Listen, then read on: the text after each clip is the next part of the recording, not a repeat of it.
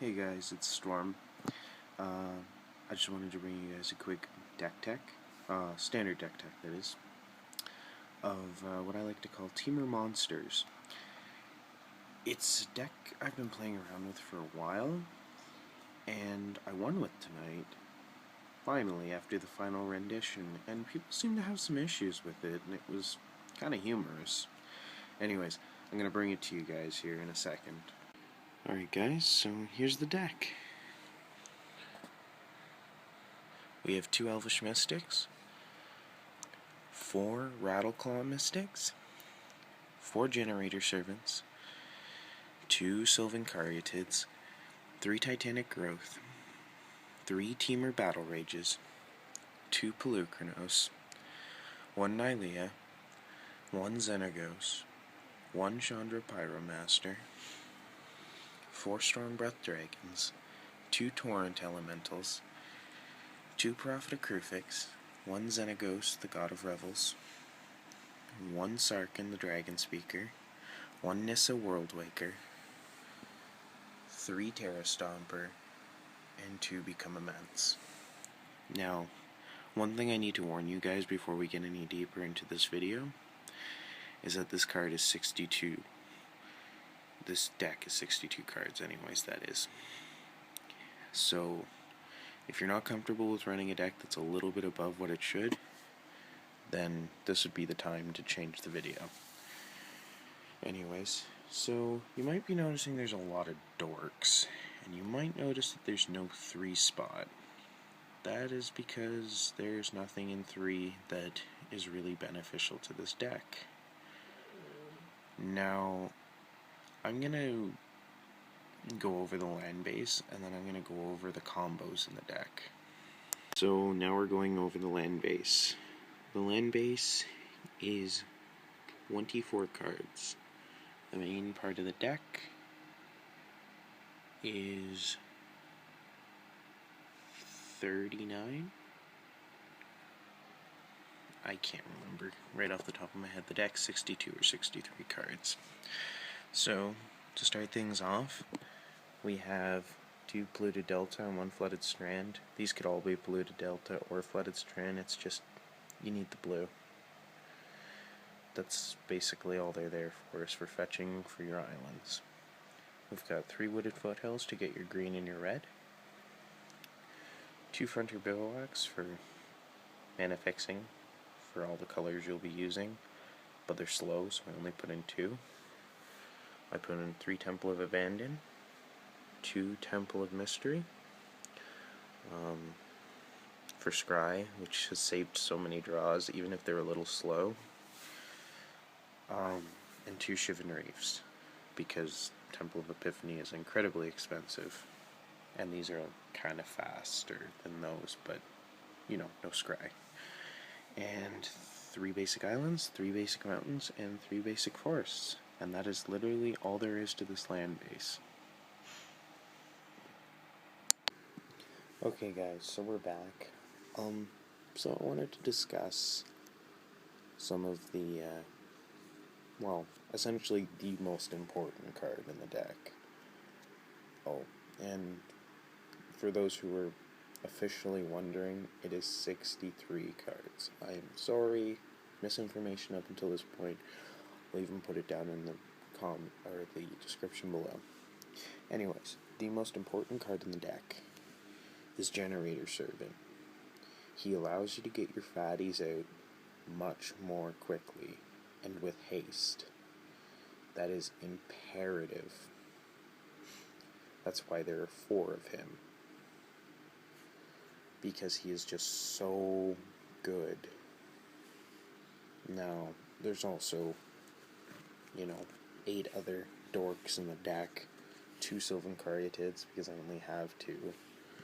2 rattleclaw mystics for complete mana fixing, and 2 elvish mystics because they're the speediest mana dork in current meta.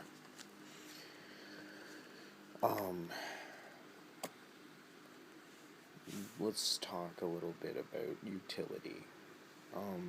You'll have noticed there's kind of an odd inclusion.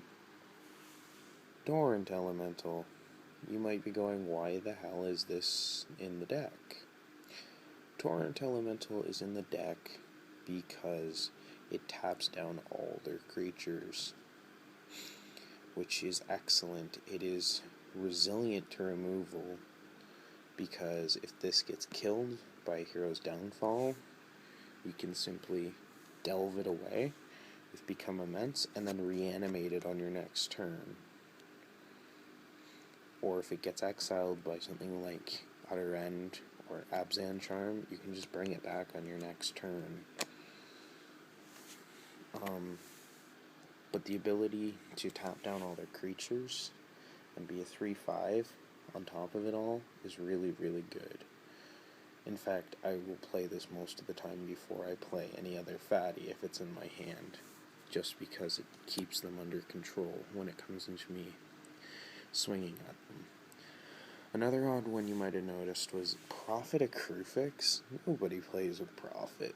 Well, this deck likes Prophet a lot, because we're playing with a lot of high mana costed creatures. Prophet is excellent against control if you can ramp it out quick enough, because at the end of their turn, they're going to be, well, you're essentially waiting for an opening to drop your creatures with Prophet. But the ability to have blockers continually and mana on your turns, on their turn, is just excellent. Now on to the other parts of the deck. Now that's over with. You might have noticed that there were 4 stormbreaths in the deck, and there were only 3 terra stompers. Now you might be going, why would he only have 3 terra stompers? Well, Terra Stomper is 6 mana, Stormbreath is 5. Terra Stomper may be uncounterable, but Stormbreath flies. Terra Stomper may also have trample, but Stormbreath flies and becomes a 7/7, who damages the opponent based on their hand size, and has protection from white, and has haste innately, making it a little better than Terra Stomper in most situations. So I decided to cut 1 Terra Stomper and just leave it at 4 Stormbreath Dragons. But Terra Stomper is excellent, especially when it comes to control matchups. Good old polukranos. Put 2 of them in here because you never want a hand with 2 or 3 polukranos in them. But he's always a good card to just be able to drop on turn 3 if you're ramping a little more slowly. Nylea to give your, Stormbreath Dragons and your Torrent Elementals and anything else trample, because, that's great. And her maybe becoming a 6/6 body is also nice, and the ability to pump, even if it's just a little, is very nice. Xenagos, the god of revels, as a one-of. This actually won me a match tonight. I swung in for 32 damage at 1 life, and they were at 20. Let me tell you, they were not happy with me. Become immense, as I said, it's a 2-of in the deck. +6/+6 for 1 green potentially is excellent. Titanic Growth and Temur Battle Rage, because we don't have Giant Growth anymore, so +4/+4 for 2 mana isn't half bad. And Double Strike and potentially Trample, if it has power 4 or greater, for 2 mana at instant speed is excellent. Chandra to prevent blocking and give you card draw when you need it. Xenagos for ramping out and pumping out those 2 tubes. And if you ult him, they're going to be crying. Nissa Worldwaker to put out constant pressure with 4/4 elementals. And Sarkhan the Dragonspeaker as our removal, in a sense, as well. With his -3 flame slashing, his +1 turning into an indestructible Stormbreath Dragon. But yeah, I'm going to quickly show you guys what the best possible hand in the deck is. Okay guys, here is the best hand in the entire deck that you could ever pull. So, 2 forests, 1 mountain, 1 Temur battle rage, 1 generator servant, 1 elvish mystic, and a terra stomper. Now you might be going, why is this so good? So you'd go forest, mystic. Okay, you have 2 mana now. Turn 2, you go mountain, tap your mountain in your forest, generator servant. Generator servant taps for 2 colorless mana. If you and then you sacrifice it. You sacrifice it, then add 2 colorless mana to your mana pool. If you use this to cast a creature, it gains haste until end of turn. So now you have a generator servant and an elvish mystic. Next turn, put down your forest, tap out completely, including your mystic and your generator servant. Drop the terra stomper, swing in for 8. Next turn, untap, swing in for 8, make sure there's no tricks. Then, drop your Temur battle rage, swing in for 16. That's 24 cumulative damage on turn 4. That's lethal. That is why this is the best possible hand in the deck. Okay guys, so on to the last part of the video. The sideboard. So, my sideboard's obviously 15 cards.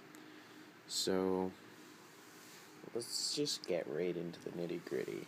For removal, we have 4 lightning strikes, which is pretty stable.